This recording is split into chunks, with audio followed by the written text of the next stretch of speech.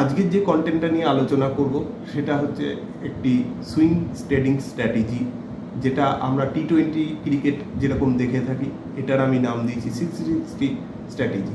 ঠিক আছে, আসুন আমি খুব সংক্ষেপে আপনাদের স্ক্রিনে নিয়ে যাচ্ছি এবং চেষ্টা করছি কিছুটা আপনাদের এই ব্যাপারে অবগত করার জন্য।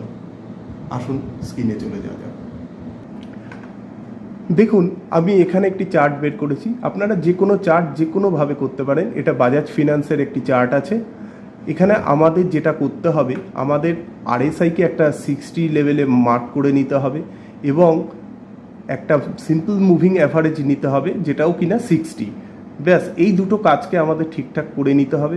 আমাদের যে পজিশানে RSI এই 60কে ক্রস করবে এবং স্টকটি যখন এই 60-র ওপরে থাকবে, জাস্ট মুভিং অ্যাভারেজের ওপর, মুভিং অ্যাভারেজ 60-র ওপরে সিম্পল